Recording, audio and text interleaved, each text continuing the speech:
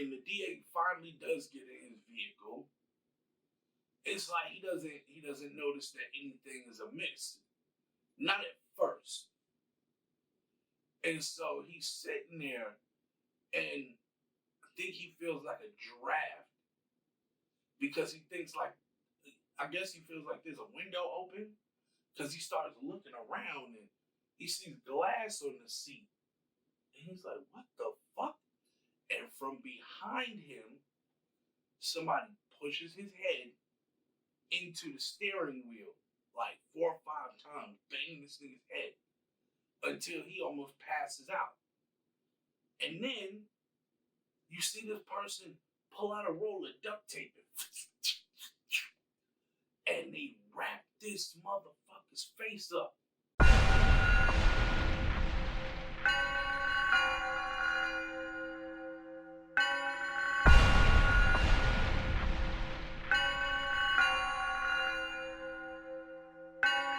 Dynamic entrance kicking in the door like that. Turn up to the max, shooting energy up to the sky. Tap into the station 935, it's time to ride. Swooshy color backgrounds just to let you know we fly. Undefeated, never beaten, cause we got the skills. Striking all this black gold, you would think we had a drill. We got what you need, homie, so come and get your fill. Relax and unwind, it's time to anime and chill.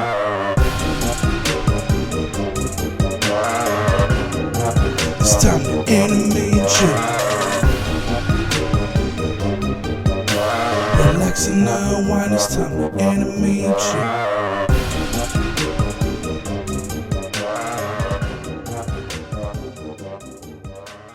What's going on, man? You are now tuned in to Anime and Chill, and you are chilling with your favorite N-word, the biggest anime nerd. I can say it, you can't. Oh man, what a week it has been. Last week I did Anime and Chill, which should be up as I'm recording this Tuesday the 14th. June 14th. So that should go live at 6 p.m. Tonight as of recording, June 14th. What I did want to get into today is I want to maybe look at a couple of anime fights, see which fight I like the best. Well, I know which fight I like the best. But I might want to. I think I'm gonna pick a couple of anime fights and maybe talk about it as like a fan and as somebody who's either seen the fight or even if I haven't seen the fight, just my first viewing of it. I might want to look at that. I also want to touch on the fact that I believe WWE is watching my podcast because last week I said the two of them like was going off like a tag team, the way like Alexa would do a move and then Liv would do a move right after, almost like they planned for it to be that way. But it's like you can tell it was in the moment, or at least it's meant to feel like it was in the moment. So Liv and Alexa kicking ass and taking names later, and the first thing I'm thinking is, well, you got a tag team rivalry right there. Doudrop, Nikki Cross versus Liv and Alexa. And last night on Raw, that's what they did. They had a Money in the Bank qualifying match. And it was a tag match to qualify for Money in the Bank. And what they did was they put Alexa Bliss and Liv Morgan on the same team. And they went up against Doudrop and Nikki Cross. And it was like, I'm sitting there thinking, well damn, somebody was listening. Like, I know me and my partner Bug always joke about, oh yeah, the government's listening through your phone, because me and him will talk about something and then 2 or 3 days later it'll pop up on our phones. Either on his phone or on my phone, like just going through our YouTube our YouTube channels, or not so much channels, but the news feed. it'll pop up there. But yeah, if I do get to that, I'm gonna get into that a little bit later. Pardon. What I want to really start out with today is I want to talk about something that we set up last go round, and that being the Batman. We talked about the Batman, but we didn't, you know what I mean, get to review the movie. We talked about the preview. We talked about what we expected from it. We did pretty much. We kind of, how can I say, we gave our thoughts on what we expected from the movie. But now that the movie has been released, it's like, okay, how did we enjoy the movie and stuff like that. So I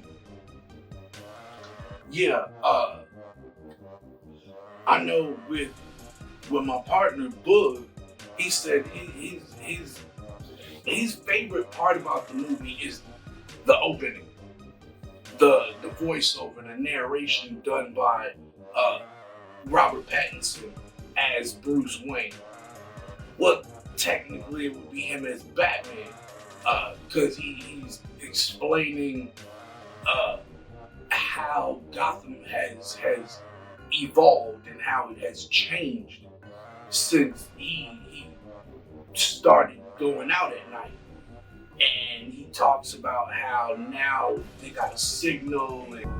We have a signal now for when I'm needed. But when that light hits the sky, it's not just a call. It's a warning to them.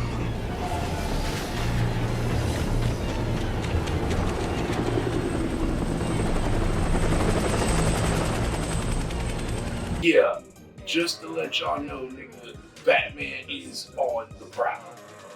And just, like, even the way it opened up with the Riddler, it opened up with the Riddler spying on the mayor, right? But you don't know that it's the Riddler. You just kind of hear the breath and the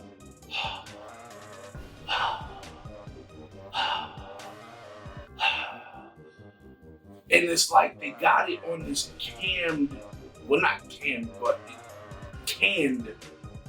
They have it on like a canned type of point of view.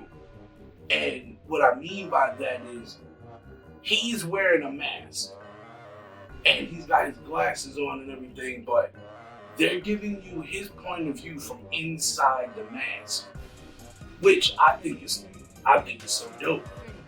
And then you see the mayor's kid playing around because it's Halloween night. The kid is dressed up like a ninja.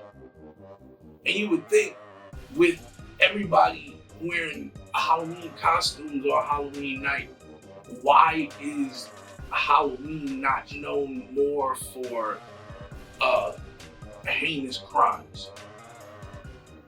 Like, cause you would think if everybody's wearing a costume that nobody's gonna suspect the guy in a rubber mask walking around with a knife with blood on it to actually be a killer. Everybody's gonna expect that this guy is a dude in a costume, right? And if he plays it cool enough, he can get away with it. Which, when you think about the film Halloween, it's like that explains why nobody's really, you know what I mean? Nobody paid attention to Michael Myers. Because they're like, oh, he's just some guy in a rubber mask walking around with a fake knife. Only thing, his knife was real. And that shit had real blood on it. But what I want to get into is a little bit of the Batman, and I want to talk about like how it just, you know what I mean, even the Batmobile,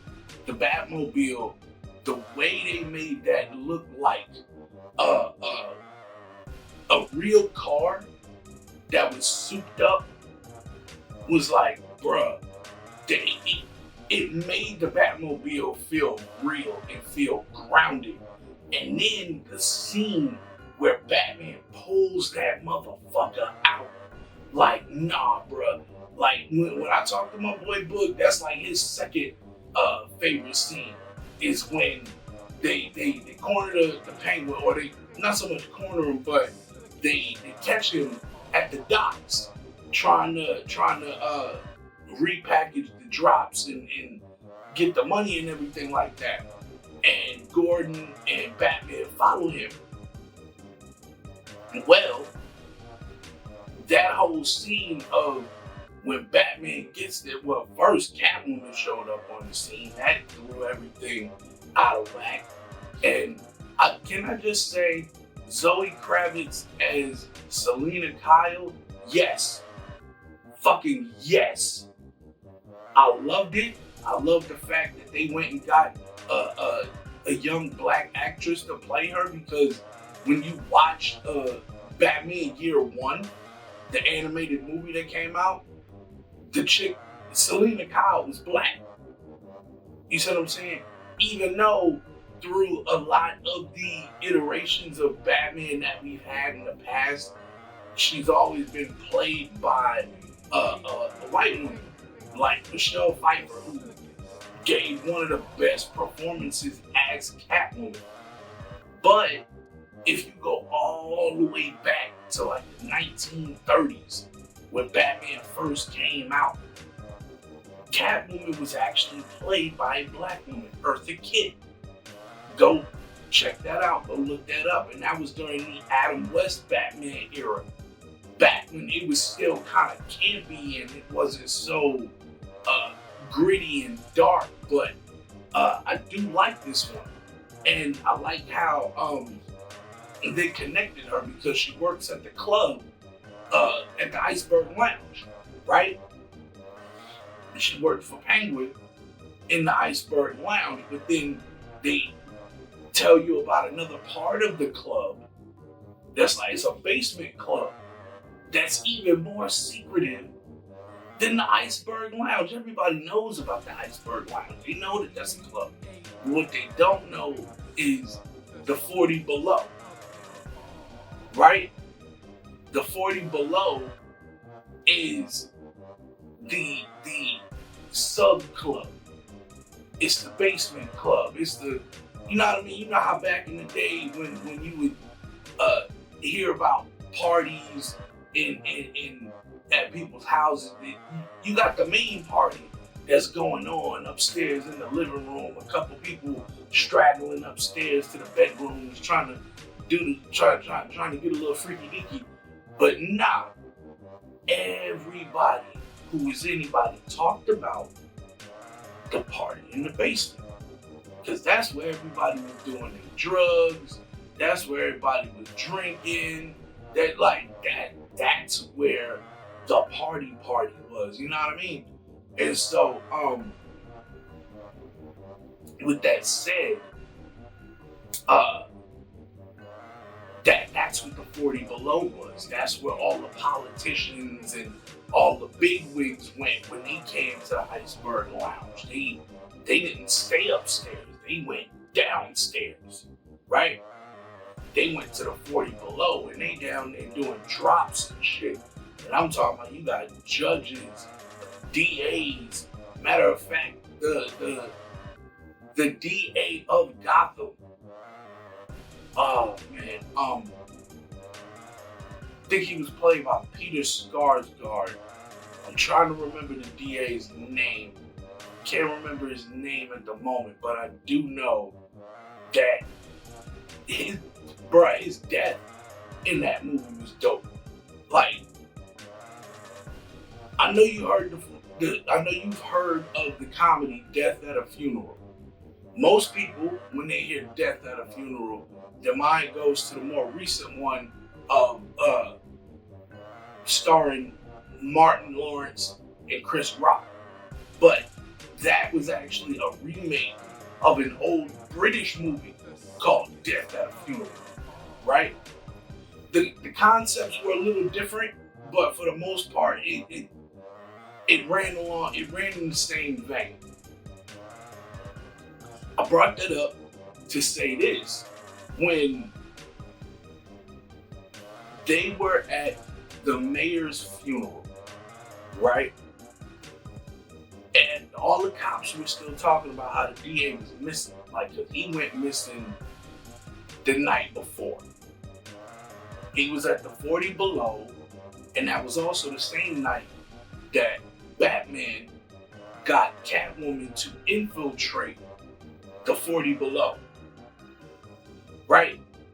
And how he did that, he gave her surveillance equipment, well, covert surveillance equipment, like the contact lens camera that this man had. And so it was like he was able to see what she saw. And like it also had almost like a mini computer in it, or it was connected to a computer to where when she was looking at people, he was able to analyze and run facial recognition on certain people to figure out who was who and which politicians were where. And that's when he seen the DA and he told her, go talk to him. And she was like, no, because if I talk to him, he's going to want to do more than talk. But Batman kind of convinced her to go over there and talk to him. She talked to him, and while they're talking, he let something slip, like, oh shit. Well, not even him. One of the other guys at the table let some shit slip about there being a rat. And he immediately told him, like, no, shut the fuck up. Shut up. Batman tells her, no, you didn't ask about the rat. And she's like, I can't do that. Because if I do that, they're going to think that I'm up to something. And they're going to want to kill me. So I think I'll keep my head on my shoulders, thank you. But the death of the DA at the mayor's funeral was, I said it was dope. I don't mean like I take joy in people dying on screen. What I mean by that is the way they set it up. Because the DA was missing for a whole day, 2 days, right? And so all of the cops were like, we still ain't found him. Keep looking. So they all go inside, and this is also the first time we see Falcone, because Falcone comes out, and he's played by John Turturro. That man put on some. Let me say this, for an actor that usually does comedic roles, he did very well with the role of Falcone, right? Because he didn't play it too super gangster, like where he was trying too hard to be a gangster. But then again, he didn't play it too lighthearted either. So it was like he found that nice middle ground where he was able to talk to you real calm like this, but still be kind of menacing and tell you stories about how I helped your dad out, and your dad helped me out when I was in need, and this, that. But he, all of his lines were delivered in a way that he had this undertone of, if you keep asking me questions, I'm liable to pull a bullet in your ass. And so it just that whole energy that he brought, I loved it. Um, but nah, I keep coming back to the DA's death. And what it was, when he was kidnapped the first night, Riddler was already hiding out in the back of his car. Now, the DA followed Selena out right after she damn near blew her cover. She goes to walk out. She runs into Falcone, who kind of gives it, like, the way they interact at first, you think maybe they were lovers, but they weren't. I'm gonna get to that in a minute. So the DA's following her out because he's like, yo, this is fine. Like, Zoe Kravitz is a bad bitch. She is. And so the DA, he's like, no. And he was campaigning hard, no pun intended, to get her to come back home with him. He's all, you need a ride? Well, my car is just over here. And when he pointed at his car, they give you the point of view from inside his vehicle. And so that's to let you know there's somebody in there. And this person is watching him. Watching him and Selena. And Selena looks and goes, nah, I'm just gonna catch a cab. Thanks, but no thanks. But that's because she had other shit on her mind. Like getting back to the house to find, I think the Russian girl's name was Annika. They tried to make it seem like Selena and Annika were dating. They didn't do a good job of it because there was really only one scene that they showed you the two of them together. Didn't mean to hit the mic. That they showed you the two of them together, and when they showed you the two of them together, it was like they seemed like a couple written for television. What do I mean by that? I mean, they didn't come across as being a real couple. They came across as two people who had to be, or had to appear to be, in a relationship, even though the chemistry wasn't there. You see what I'm saying? She had more chemistry with Batman than she had with the girl Annika. And I'm gonna get to that in a second. But so when the DA finally does get in his vehicle, it's like he doesn't notice that anything is amiss. Not at first. And so he's sitting there, and I think he feels like a draft because he thinks I guess he feels like there's a window open, because he started looking around and he sees glass on the seat. And he's like, what the fuck? And from behind him, somebody pushes his head into the steering wheel like 4 or 5 times, banging this nigga's head until he almost passes out. And then you see this person pull out a roll of duct tape and they wrap this motherfucker's face up. And when they zoom out of the vehicle, but they keep the frame on the vehicle. Whatever the Riddler strapped to this nigga's face is blinking red and blue like cop lights. And they use that to fade into another scene where they were focused on a cop car. Right? So at the funeral, everybody's there mourning the mayor. Falcone is there. Bruce has come out of seclusion. Right? And he only came out because he's trying to find out if the killer is gonna show up. Matter of fact, he's counting on the man that killed the mayor to show up at his funeral, which he did. But also, it allowed Bruce to kind of do a little bit of reconnaissance. I don't want to say like, it allowed him to be a fly on the wall, if that makes any sense. And I say that because there was one part of this scene where Bruce is walking into the church and there's a guy who I'm guessing is supposed to represent the middle class or the poor people.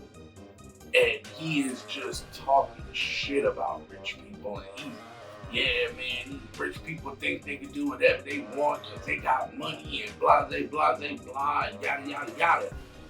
And then he goes, as far as I'm concerned, he got what he deserved. And then he looks up at Bruce Wayne and goes, ain't that right? And Bruce just kind of looks back like, what the fuck are you talking about? But it was so funny. And then,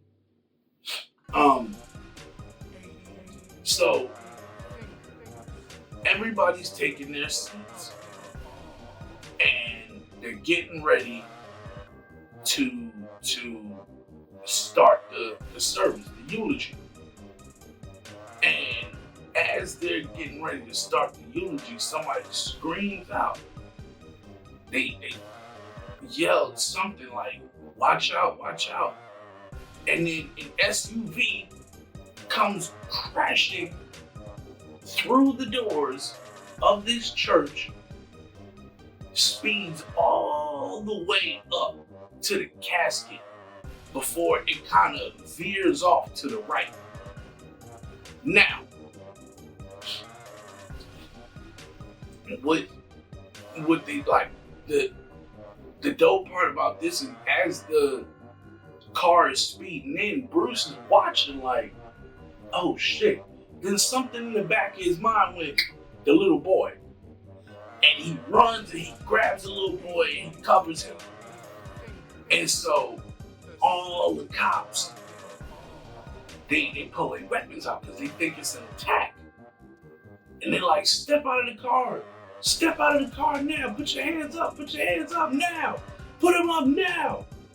So the guy opens the door, sticks his hand out, and when he comes out, it's the DA.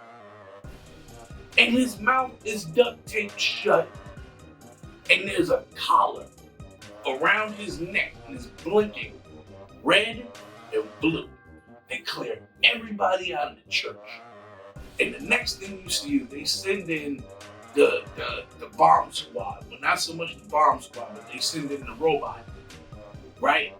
And the robot is coming in, and the robot, the camera pans up, and it's analyzing the collar, and they're trying to figure out how to get the collar off of his neck without it blowing up. And then the DA looks up and he looks off into the distance. And it's like on the not on the recording, but on the camera, you can hear footsteps. Like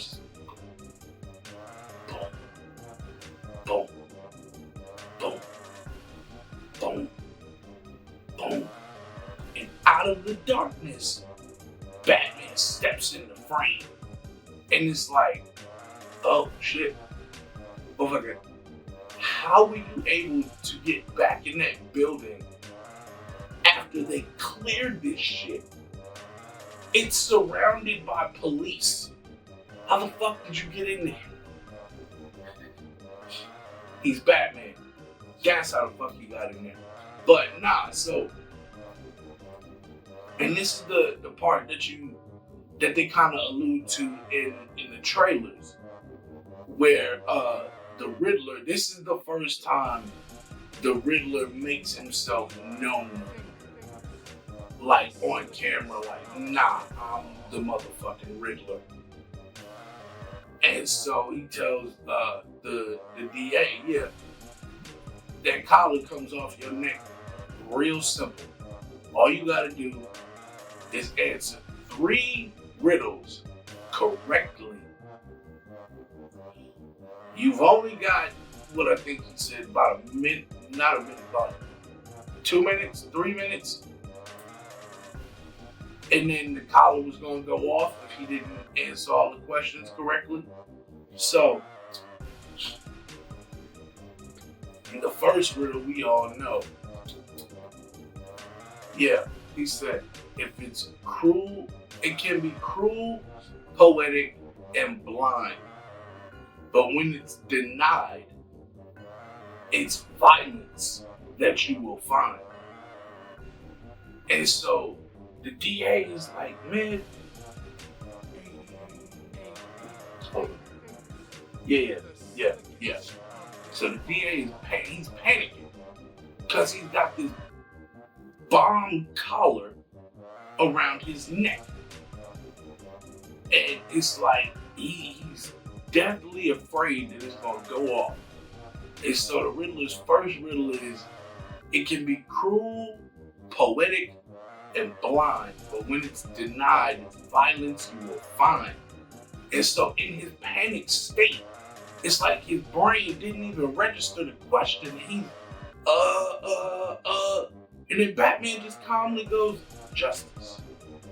It's justice. And so he, justice. Ding, ding, ding. That is the correct answer. Right. And so the Riddler is like explaining to him how him as a DA, how he was supposed to be the arm of justice. He was supposed to be the upstanding, shining example of justice. And that he failed. And then he goes, next question is, if you are justice, please do not lie. What is the price of your blind eye? And so again, the DA is panicking. I mean, you would too. You got this big ass bomb collar strapped around your neck, and they're telling you this shit is gonna go off in a matter of minutes. It's like, if you give the wrong answer, I'll blow that shit up. If you don't answer, I blow that shit up.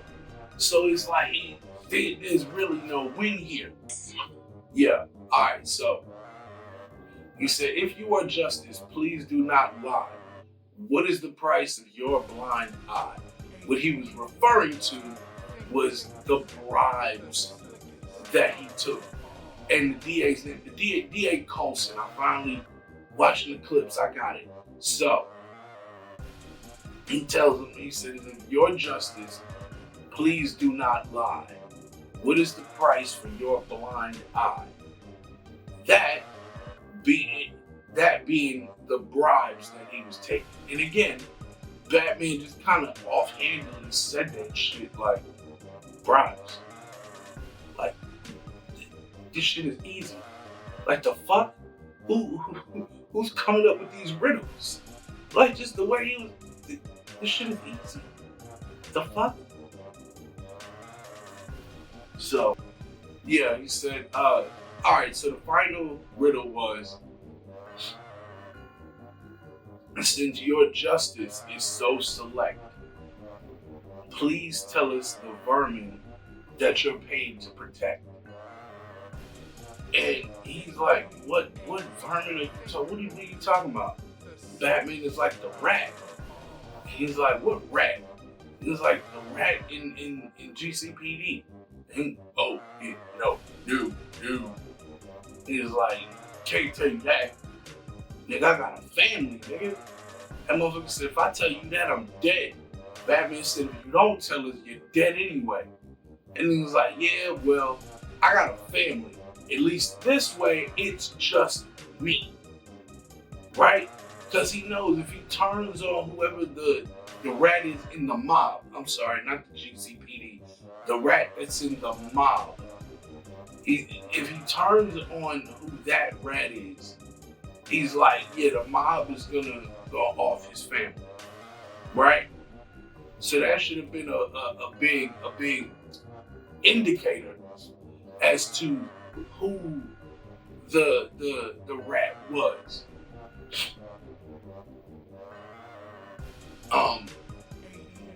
Yeah. But again, Coulson was like, yeah, no, I'm not giving up that name. And the whole time they're sitting there talking, time is ticking away. Batman is like, come on, man, just tell us who the rat is. You're right here. You're home free. We can protect you. We can protect your family. Boom. The bomb blew up. All in Batman's face. Well, it was all in Coulson's face. Batman took the blast. That led to him being taken to GCPD. Because when the cops stormed in after the bomb went off, they blamed Batman because he was there. Right? Like, you didn't save him. You were supposed to save him. You didn't save him. And he was like, no, that's the thing. He was supposed to save himself. He had a chance to save himself, and he chose not to. This motherfucker fell on his sword. So, the scene at GCPD was dope. Where they put him in the room and all the cops was like, yeah, nah, niggas was trying to take a swing at this motherfucker. And they tried to take a swing at him. They tried to pull his mask off, and he clocked out 2-3 of them niggas. So much so that the police chief tells Batman, he's like, yeah. He said, I got you. He was like, I got you on assaulting an officer. Batman said, no, you got me on assaulting 3. Like, ooh. That nigga just told, I hit 3 cops. Don't get it twisted. Like, nigga, I'm not a fucking hero. Okay? I'm vengeance. I'm the nigga I'm the nigga you send when the cops can't get the job done. Right? He said, I'm that nigga that goes in places y'all are not allowed to go. Yeah, that led to the whole thing where Gordon had to stand up for him, and Gordon told the police chief, I'm gonna get him in line, whoop. And so they're talking, and as they're talking, one of the other high-ranking police officers comes in, and he's got a broken nose, because Batman broke it at the Iceberg Lounge, right? And so he asks Gordon, he says, yo, who's the mustache with the broken nose? He's like, oh, that's Detective so-and-so. He was like, what are you trying? He said, that's Detective so-and-so. What you think he moonlights for Falcone? He said, no. He moonlights as a cop. Like as to say, nah, nigga, he works for Falcone. He moonlights as a police officer. So Gordon is like, all right, well, that means the whole department might be corrupt. We don't know how far up the chain this goes. Who do we trust? Batman told him, the only person I trust right now is you. So Gordon is like, all right, we got to get you out of here. That's going to be dangerous. He's like, look, he said, I got a key. He shows him a key that he has in his hand. He said, this key is for the door. Straight down the hall and to the left. It'll take you to a staircase that'll lead you straight up. And he's like, but how are you going to get out? And he, wow. And Batman just cold-cocked Gordon. Like, I'm talking about damn near broke his jaw. He hit that man so hard. He grabbed the key, ran out, ran all the way to the end of the hall, got through the door, took his grappling hook. When he got to the staircase, it was a spiral staircase. So in the middle of the spiral staircase, you got this big empty space. Batman goes and stands in the middle, shoots that grappling hook up to the top, zips up to the top, but the whole time he's being shot at. Not just being shot at, he's being shot. Okay? He's taking bullets and these shits are bouncing off. Like this nigga, not even like he's wearing Kevlar, because Kevlar will catch the bullet. Nah, this motherfucker is like, the bullets are just bouncing off of him like this nigga is wearing steel, Teflon, something. So nah, he gets all the way to the top and he runs out onto the roof. And when he gets there, he kind of stops for a minute because he gets to the edge of the building and he sees how far up he is. And it's like, oh shit, yeah, nah, that's not a normal fucking drop. Then he does one of the coolest things I have seen in a Batman movie. This motherfucker takes and zips his goddamn cape up. Because what it ends up becoming is it becomes a parasailing outfit. Not parasailing, paragliding. I think that's what it's called. It's pretty much a parachute outfit. And so instead of him having to deal with the cape, he zips the cape up and it now becomes like a parachute outfit. And so he jumps and he glides the fuck down, right? Pulls the cord, the parachute shoots out the back. Only thing is he gets caught going under an underpass. And he hits the ground hard. And my man rolls around, like he hits the ground, rolls around, and gets back to his feet. And what I did like was that Robert Pattinson played that shit like you knew he wasn't going to sell it too much, but he at least sold it like, nah, nigga, Batman didn't just get up, look around, and take off. This motherfucker got up, grabbing his ribs and shit, like, fuck, that hurt, god damn. And then he limped off. He didn't run, he limped. This motherfucker showing you, no, Batman is still fucking human. So, what another part that I liked in that movie, I talked about the pulling out the Batmobile. I mentioned it, but now we're gonna get into it. Pulling out the Batmobile. When they figured out that Falcone was being investigated and that he had quote unquote stopped manufacturing drops, they were wondering how the drops were still getting pushed in the city. What it was is, on the surface level, Falcone had said he stepped back, but he didn't. He was still running it via a proxy, that proxy being Penguin. Right? And so they followed Penguin. Well, actually, they followed one of the other people that was in the 40 Below Club, and he met up with Penguin. And what it was, they were meeting up at the factory where they were manufacturing the drops, and they were doing a money exchange.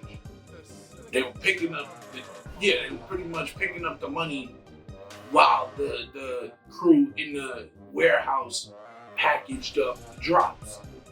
And so Batman was on comms with Gordon and he's telling him, yeah, nah, this is the place. They still making drops. He's like, I thought you said Falcone said he stepped away from it. Yeah, he did. Yeah, well, he didn't. They still making drops. That's when Catwoman showed up. Batman's like, oh, we got company. He goes down there to tell her what the situation is, and shit gets rigged. They're sitting there arguing over whether or not she can take the money or with like whether or not she's gonna get vengeance on Falcone, whatever the case may be. So that's when one of the gangsters, they see this motherfucking Batman and Catwoman talking, they start shooting. That's when shit gets real. So you got niggas shooting at Batman and Catwoman. They hit Batman, but his suit, like I said, his suit was fucking bulletproof, nigga. Like, oh my god, there's a scene where he showed up at the Iceberg Lounge and then went upstairs to talk to Falcone, and that scene where his men pulled them goddamn assault rifles on Batman. It was like, that didn't even stop him. This nigga cut the lights out in the building. So when he's fighting, and the only light you see is the light from the gunfire. But I'm gonna get to that in a second. So they shoot at Batman and they hit him. He goes down and they try to run up to finish the job. This nigga's gone. Right? And so that's when you hear Penguin just start making declarations like, yeah, he's like, Batman, you think you could steal my money? You come to get me, huh? And there's this dope part that Penguin has his gun, and he takes and sprays it all around himself, like as to say, yeah, nah, nigga, you're not gonna sneak up on me. So Penguin jumps in his car. He tells his little underling, y'all get the money. He immediately pulls the fuck off. So now the underling is standing there with these two big duffel bags full of money. And he looks up like he's gonna go put the money in the car with Penguin, and Penguin is gone. And it's like, nope, I'm getting ahead of myself. Before Penguin pulls up, Penguin jumps in the car. He tells that nigga, get the money. He says that in the distance, well, not even in the distance, like off to the side, on the side of the warehouse. You see these big, bright ass, halogen ass lights. Just the headlights come on. Batman starts that motherfucker up. That shit sounds like something from the depths of hell growling at you. That motherfucker turn that bitch on that motherfucker.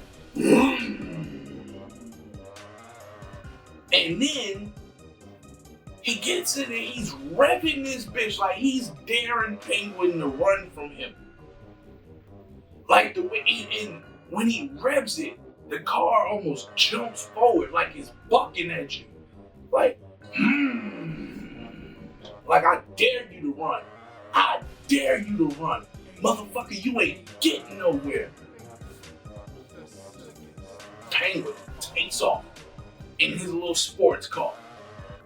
And I mean, Penguin is weaving through traffic. Batman right on his ass. That Batmobile is right behind that tiny ass little sports car. So much so, Penguin jumps over to oncoming traffic. He jumps over to the opposite side of the road and he's driving down the road into oncoming traffic. Now the oncoming traffic is trying to weave out of the way. So they're trying to dodge Penguin. But as they dodge Penguin, they keep boom crashing into the Batmobile. But they didn't crash into it. They keep ending up in his way. Right?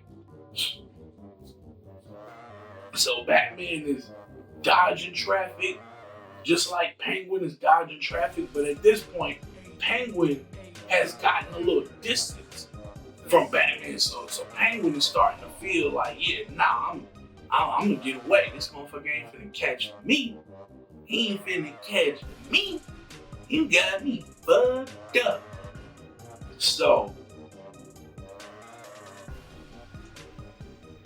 one of the last vehicles that Penguin fucks up. Once he sees that Batman makes it past all of them obstacles that he left in his path, Penguin purposely drives head on towards an 18-wheeler.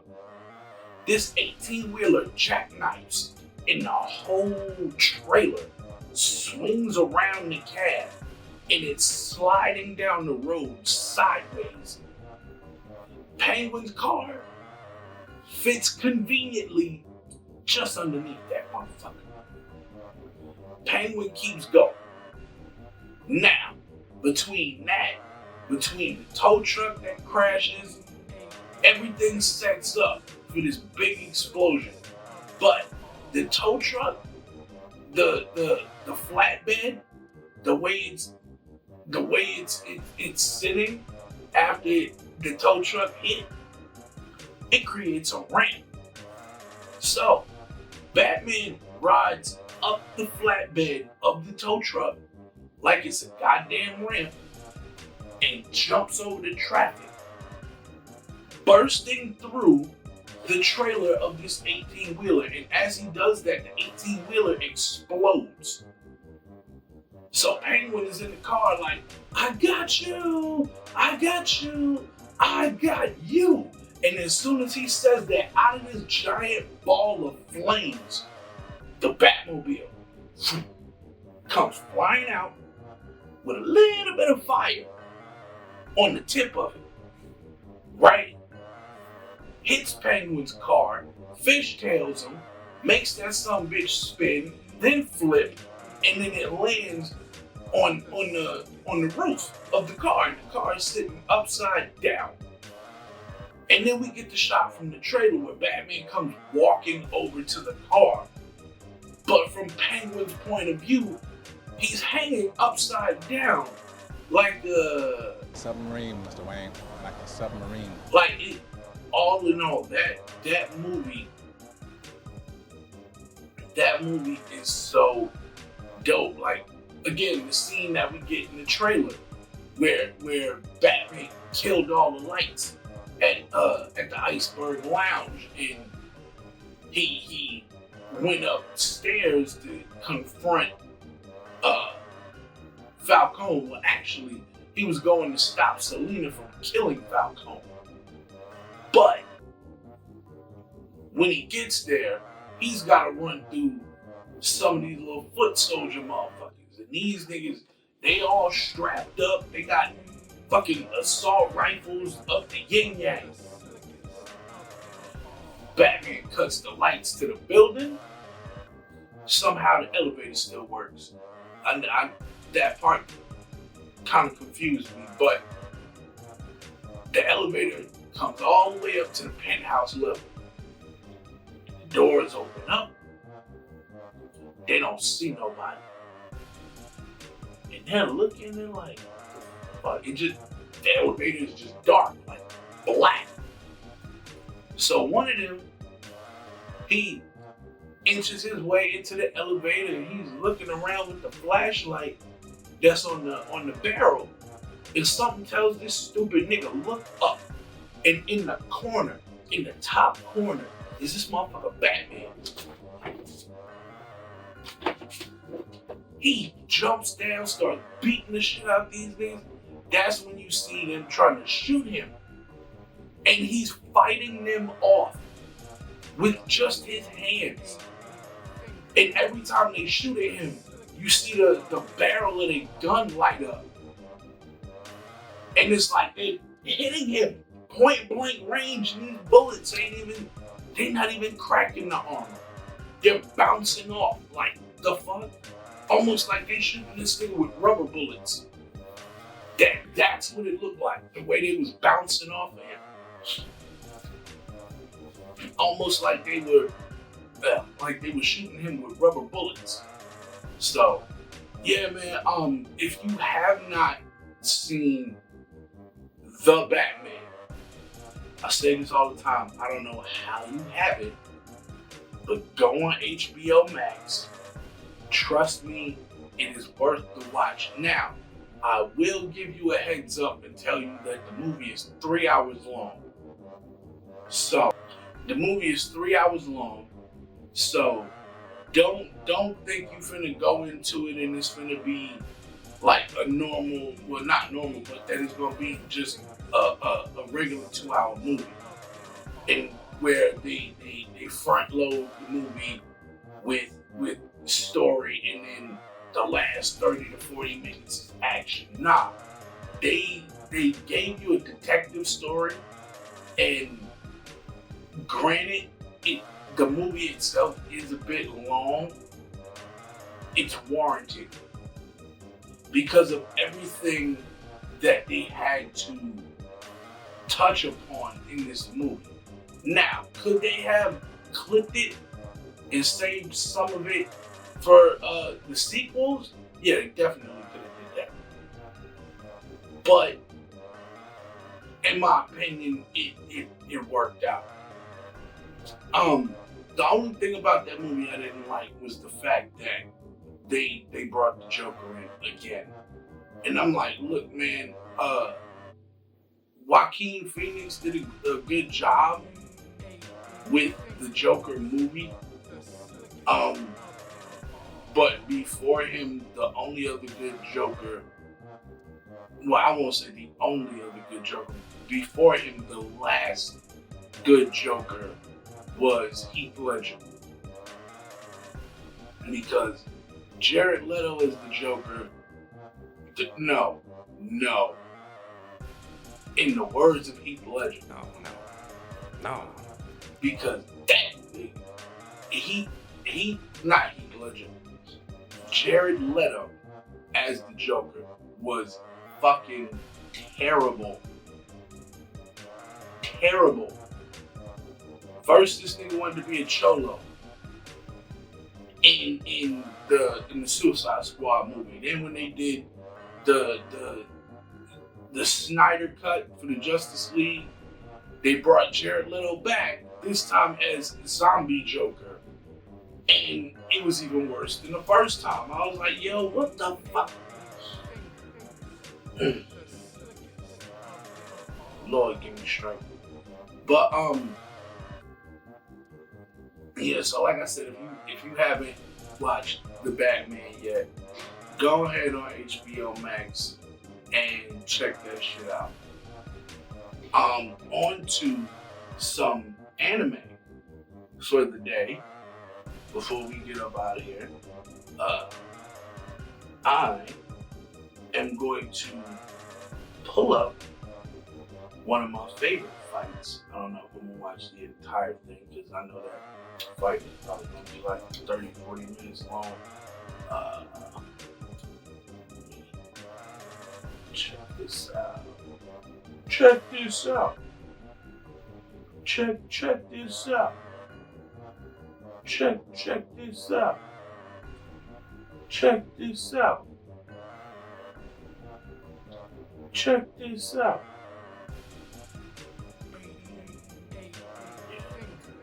Alright. So the fight I'm looking up right now is One Piece. Luffy versus Enel. So right now, what I'm doing is I'm watching the fight between Luffy and Enel. Kind of got it on silent, but yeah, that's for recording purposes. At this moment, this is when Luffy first gets to the arc, and he calls out Enel because Enel thinks he's God. And he says, oh, so you're the one who calls himself God? Well, I'm gonna kick your ass. But, so yeah, and for those that don't know, Enel has eaten the Raito fruit. I believe that's what it is. He's got lightning. He's lightning. His power is lightning. As he says, he's living lightning.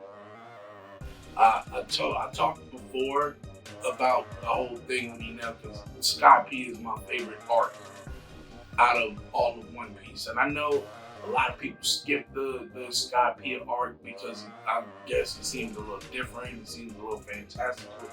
I don't know why you lame ducks are skipping one of the best arcs in the goddamn show. But yeah, like there's a part where Enel tries to hit him with one of his biggest attacks, and Luffy just stands there and it does nothing. And he looks at Enel like, was that it? What the fuck was that? And Enel is like, wait, no, that doesn't work. How the fuck are you not fried? What the fuck is wrong with you? And that's when it comes out that Luffy's rubber. Spoiler alert, he's not rubber. He's, bruh. We find that out later. Where we at now in the Wano arc, and even in the Wano arc, they haven't talked about it just yet. But I know my folks who read the manga, they're telling me, yeah, no. Luffy actually has the human fruit. Model Sun God Nika. Which that makes sense because Sengoku had the human fruit, model Buddha. So it's not far-fetched for humans to eat the human fruit. You know what I'm saying? Another funny story, Chopper ate the human fruit, but his human fruit is just the basic. Luffy's is what we call it's a mythical zone. That's right. Luffy's fruit is a mythical zone. It's not even a paramecia.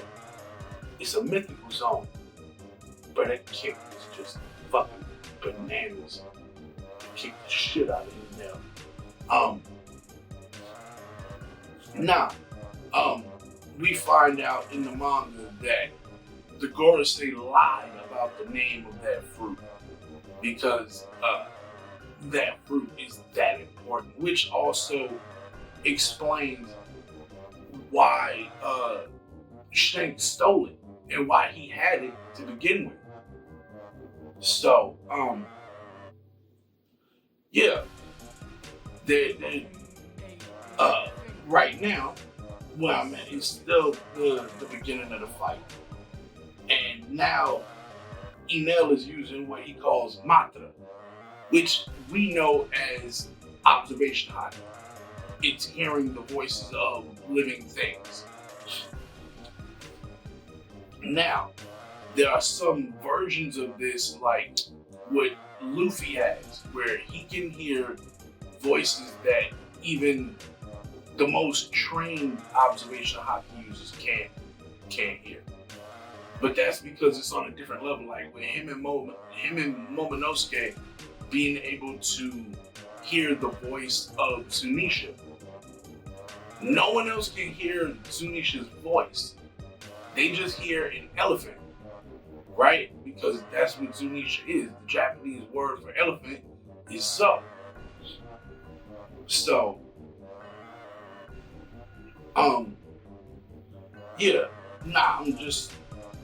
I'm watching the fight and still talking to y'all at the same time. It's still in the beginning stages of the fight here. I think I might skip forward a little bit just to kind of get to some more of the action, because like I said, this clip is like 30 minutes long. Alright, the part I'm at now is they're on the deck of the Ark, and Luffy figured out a way to dodge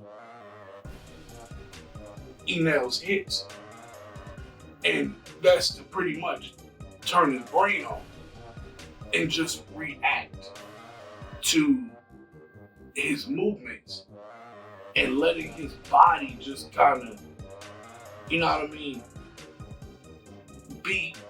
letting his body be light like paper, so that when Enel tries to strike him, the wind kind of moves his body and sways his body, so Enel was unable to hit him. Okay, now he's setting up what he calls Gum Gum Ricochet, where he extends, well, not so much extends his arms. Yeah, he stretches his arms and legs to the point that they're like noodles. And then he just, like, being that Enel has Matra and he can kind of predict your attacks, the only way to hit him without him being able to predict it is to not try to hit him. It's to try to technically just try not to hit him and let all of the hits be how can I say this, a byproduct of his defense, pretty much. And so he does a move called Gum Gum Ricochet, where he turns his back to Enel and he starts punching and kicking the arc. And being that he's rubber, all of his punches and kicks ricochet off of the arc and come back. And they hit Enel. And Enel can't predict these hits because Luffy is not consciously making them. And again, beating the hell out of Enel. At this point, he's going for the Gum Gum rifle. Hits him with the Gum Gum rifle, sends my man flying into the golden wall of the arc. And I think this is the point where Enel puts that golden ball on his wrist and kind of melts it, where he melts the gold into a ball and puts it around his wrist. Okay, that's the part where Sanji, where Sanji saves the day. Let me go back a little, just a wee bit. Just a wee bit, because it was right after he kicked Luffy off the arc, it looks like. Yeah. Okay, he's melting the gold to put it around his wrist. Yeah. But that also gives Enel a conductor to shoot his electricity through. So now when he hits Luffy with his electrical attacks, now it will have an effect because Luffy's got that conductor attached to his arm. But yeah, man, but just I think the reason I like the Skypia arc so much, and the reason I like the fight with Enel so much, is because technically he's God. In this show, he is the closest thing to a god. Look, let me rephrase that. I'll say it like this: Enel is God in the One Piece world. He is God, right? And Luffy did so much so, that they had to put him in the Skypia arc. They had to. And the way he runs that shit is like a tyrant. Like, pretty much you got God acting like a devil. You see what I mean? With the devil fruit. Hell, and all of the quote-unquote priests of the upper yard, they all have devil fruit. So, yeah, man, it's a lot to deal with. But like I said, okay, and see, the part I'm at now, Enel just kicked Luffy off of the arc while the arc is in the sky. Like, this nigga's like 30,000 feet up. Kicked my man down into like a canyon somewhere.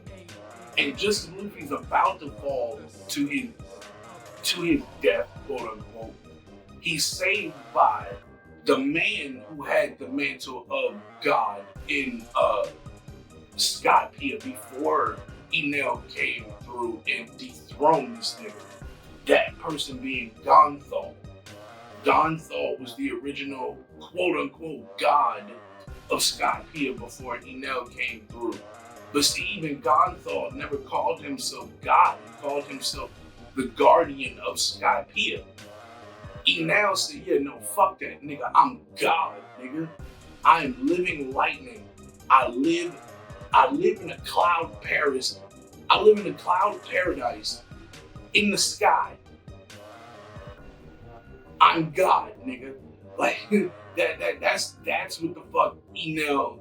That's his whole shtick. Like, motherfucker, I am unbeatable because I am God. So much so, I think I talked about this on another episode of Anime and Show. Enel got into a fight with one of the Shandorans, Viper, who is a direct descendant of the warrior Kogura. And Viper hit Enel point blank in the chest with a reject dial. Now, for those that don't know, the dials in Skypia are a form of how can I say, technology. It's a form of technology. You got breath dials that kind of they trap and release air or gases. Then you got I think it's a sound dial or a sonic dial that acts kind of like a tape recorder. Like you can speak into it, hit a button, or you hit a button and speak into it, it'll record your voice. You hit the button again, it'll play it back. Then you got the attack dials. Like the impact dial is a dial in. When I say dials, all of the dials in Skypia look like seashells, right? So if you can imagine, they're using seashells and turning them into some kind of device, like some kind of technological device. Like, it's crazy. So the impact dial is the smaller version of the reject dial. The impact dial, it absorbs shock waves from an impact and it redistributes it like on command. But here's the thing, with an impact dial, it doesn't just redistribute the impact forward. The impact, it comes out like a wave. So it goes forward and backwards. Well, not so much backwards, but it goes outward in all directions. Meaning if you're in front of it, you catch it. If you're behind it, you still catch the tail end of it. Now, the reject dial is like the impact dial multiplied by 10. Or I should say to the 10th power. Because they say you use that impact dial, you're liable to die using that shit. Well, the only person in Skypia that they told you had the reject dial, or anybody that, the only person that we were introduced to who spoke about having it, or who even alluded to having it, is Viper. And he said he was saving it for his toughest battle. Well, that battle was with Enel. When he finally caught up with Enel, and him and Enel went at it, and Enel was like, yeah, but I am God. You can't hurt me, no matter what the fuck you do. You cannot hurt me. Your little dials are gonna do nothing to me. And Viper gets right up in his face, point blank range, he hits Enel in the chest, boom, with a rejectile. Now the rejectile, after hitting Enel in the chest, it stopped Enel's heart. It also broke Wiper's arm, like his entire arm, from his fingertips all the way up to his shoulder. Broken, shattered like glass. And so he was excited because he was like, yeah, I might have destroyed my arm, but I killed him. I killed Enel. We're free. And just as he says that, I bullshit you not.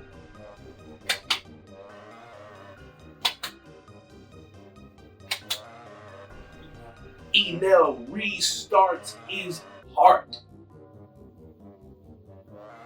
Remember, he's living lightning. He is the embodiment of electricity. He restarts his motherfucker. Comes back, gets Wiper with this move. I think it was the 100 million volt volley. Bruh, he fucking destroyed Wiper. Almost to the end of my clip here. Yeah, I'm getting to the climax now. This is where Luffy has to destroy this giant thunder attack. Right? It's like a giant ball, but it's a thundercloud. And in order to stop it, Luffy has to jump. Well, he's on the waiver with Nami. They're riding up the side of Giant Jack. Giant Jack is a beanstalk. A giant beanstalk. Yeah, this motherfucker Oda knows what he's doing, bro. The giant beanstalk is called Giant Jack. So they're riding up the side of Giant Jack on the waiver. And the waiver is like a jet ski, for lack of a better term. So they're riding up the side of this beanstalk on the waiver, and once they get to, well, I don't even think they make it to, no, they don't make it to the top. They fly off, and then they land on a cloud, and from that cloud, Luffy has to jump off of the waiver. But when he does that, that kind of sends the waiver plummeting back down to Earth. But it puts Luffy in the sky. And while he's in the sky, he's using the golden ball that Enel melted around his wrist to pretty much, I don't know what you would call it, but he conducts all of the electricity inside this giant thundercloud, and he dissipates it. And Enel was like, yeah, that was cool shit, but let me see you do it again. Drops another one. So now Luffy is trying to getting ready to hit Enel with the golden rifle. Right, well, they're about to get into the final piece of their fight. Right? So, yeah, when Luffy finally comes up, he finally gets up to where Enel is, right? And Enel goes from the arc to the bell tower. And when he gets to the bell tower, because the bell is solid gold, that's the only piece of gold from Jaya that Enel was not able to melt down yet.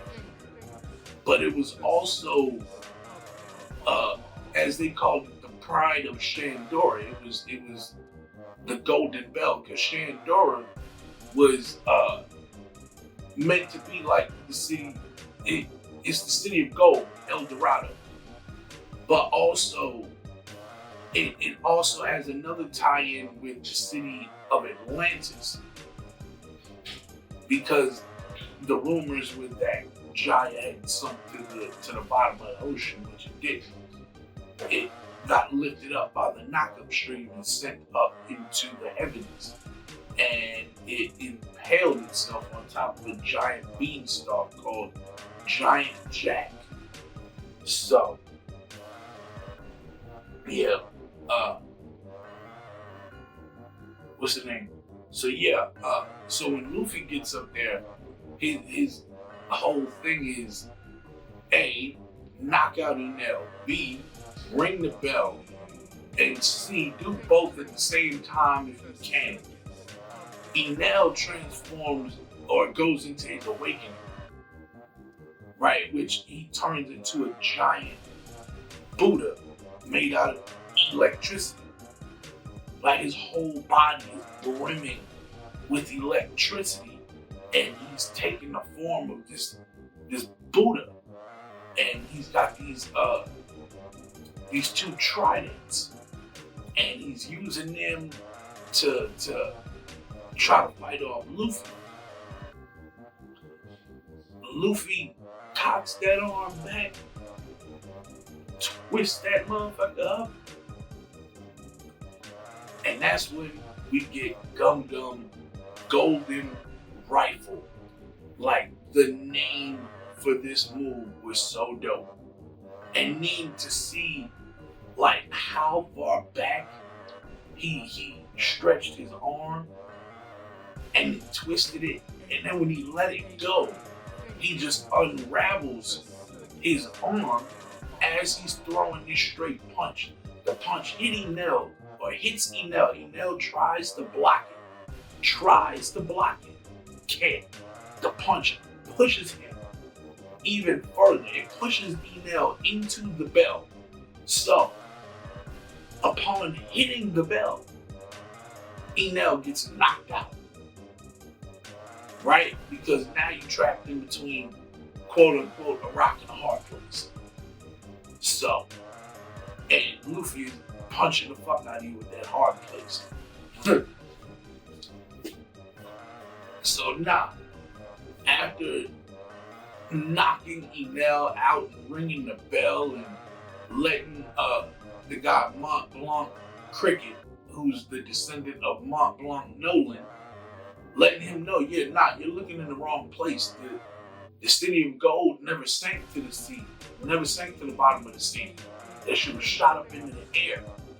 And bruh, all in all, I loved the Skypia arc. I loved the fight with Enel, everything about that. With that said, I've been droning on for a little while now, so I will say this: last minute rewrites shall be up June 16th, which is Thursday coming, as of me recording this. So, as of me recording this, Anime and Chill from last week should be dropping tonight, which is June 14th. Yeah, today is June 14th. And so, Anime and Chill from that I recorded last Tuesday is going to be up tonight at 6 p.m. Go ahead and check that out. Last minute rewrites I'm going to try to have up by Thursday. But yeah, because editing Anime and Chill, it was a doozy. But that's only because of everything that I put into it.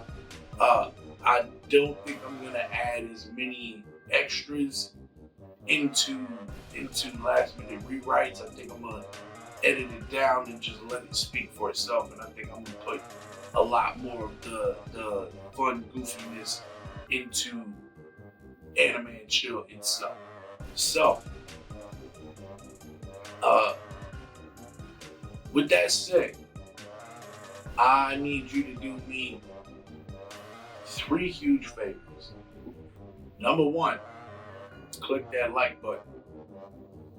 Number 2, click that subscribe button. Make sure you turn on that notification bell.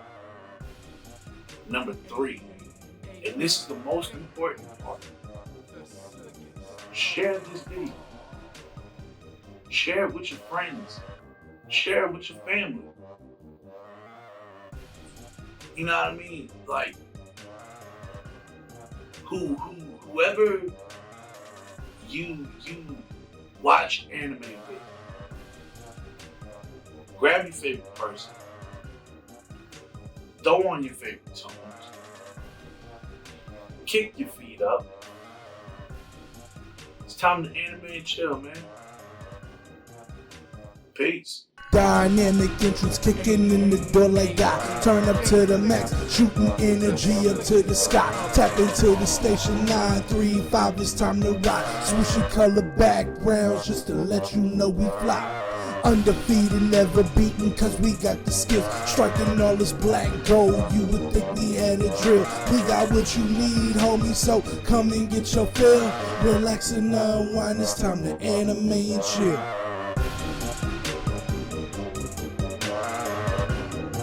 It's time to anime and chill.